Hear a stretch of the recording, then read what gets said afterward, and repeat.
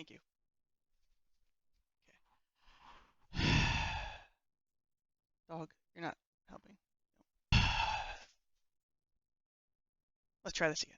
Hello, all you lovely people from Salt Lake City. I hope you're all excited to get the Arizona Coyotes and make them your own. They're precious to us, so please take good care of them. In order to help you do that, I've put together this video, who they are, what they're about.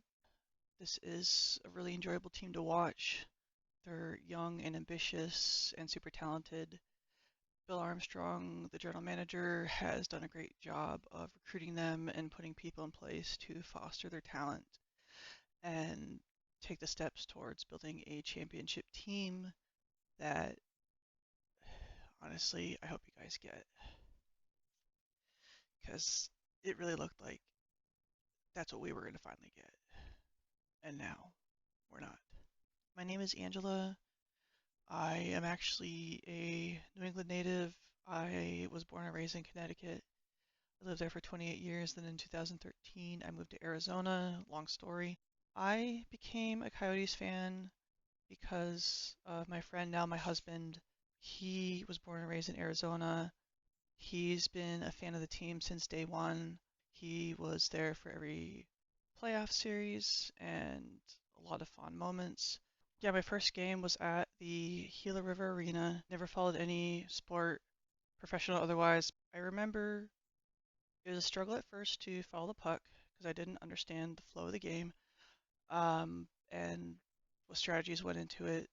But I'd eventually pick it up and go, oh, there it is, and get engrossed again. It's very fast paced. It's very physical. Love watching it. Just like anybody, my life's been full of ups and downs. I'm very fortunate to have my forever idiot husband. Um, we've been through our ups and downs together. I know I'm not seeming very enthusiastic right now, but yeah, I'm still, processing that the fact that I just watched uh, my final Arizona Coyotes game on April 17th, and my brain doesn't really know whether it's really over or what to do yet. My husband's been through all this, and I believe, he's taking it harder than me because he's the one who introduced me to this team. He's the one who grew up with this team. Um, So it's had a longer, larger impact on him. I just gradually fell in love with the team.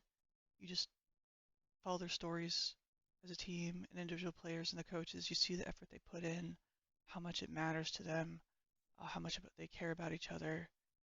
You see when they struggle, you wish nothing but the best and hope, it all works out. With all the ups and downs in life, this team has been a constant for me. My husband and I have, bonded over this team as well. And I've met people and share our love of this team. It really is a community thing. It's not just an individual thing. This team's helped me through ups and downs without realizing what they've done. When the puck drops, you just take a mental break from everything and just focus at the task at hand, which is doing whatever you need to win that game. What I'm gonna do next is introduce you to the staff and crew and just what to look forward to with them. I hope General Manager Bill Armstrong and his team of scouts stay. They've been working for the past 3 years nonstop, unhindered, making draft picks, signing players. This year, especially, we started to see the fruits of those labors starting to come together. He is not trying to play any favorites. He's trying to do it right. Like, he has a son, but he has not drafted him. He's got great experience that way. He was with the Blues before this. If you all can encourage Ryan Smith to keep him aboard instead of finding a new GM, I highly recommend it, as would many other fans. The coaches, Coach Andre Torini, whose nickname is Bear, just fostering that talent that we see in these players. The players respond well to it. They resonate with it. We even had players come back after getting traded back, which was a huge, meaningful thing for us as fans. They actually like it here. They enjoy playing for Bear. That speaks volumes. A lot of people love Bear, and now and then we do get frustrated with some of the things he does, where like lineup changes or way the power plays are conducted. So he knows he has room for improvement. He's learning how to coach at the NHL level, just like players learning how to play at the NHL level. He is eager to keep growing himself as a coach while he keeps growing the players. I trust him to do a great job, and yeah, I believe he can bring home the Stanley Cup wherever he coaches. So definitely encourage Ryan Smith to keep the coaching staff there. Hunter Cherney made so many great calls on video replays to get goal calls overturned and whatnot. That was a great experience there. There's staff that, let me back up a second.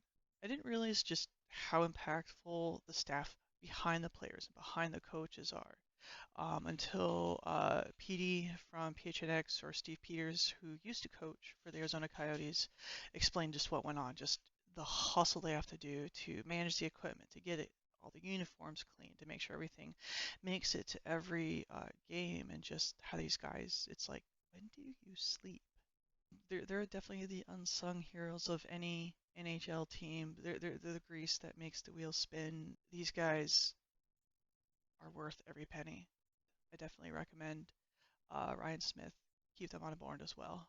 For the players, I'm not going to go through the entire roster, but I will go through a few of my favorites. Blah, favorites. Okay, there we go. I will go through a few of my favorites slash most impactful that I just resonated with.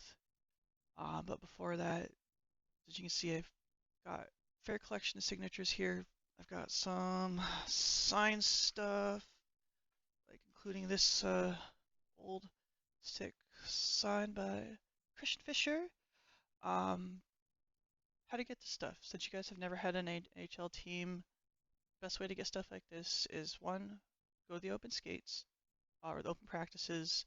You get to sit there and watch the team practice, but at the end, they will have players sit at a table and sign stuff, or these guys, what they did for us, they didn't even have to.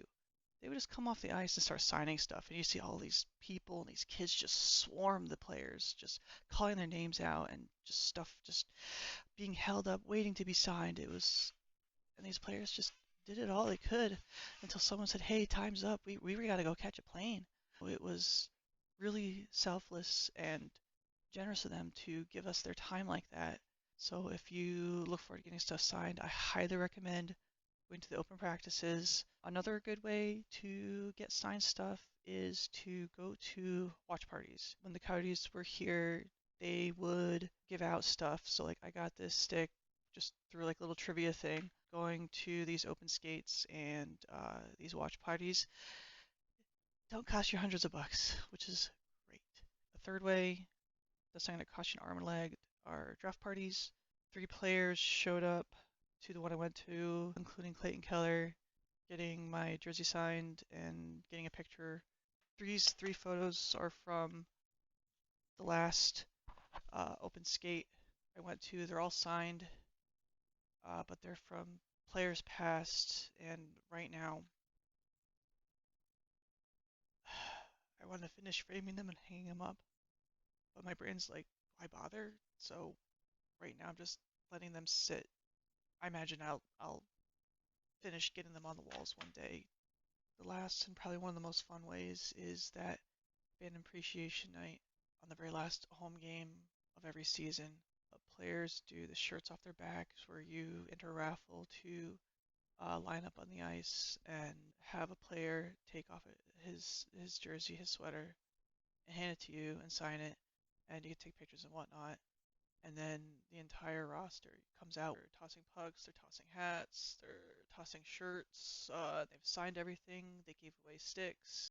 I think I didn't leave until around 11:15 with my husband.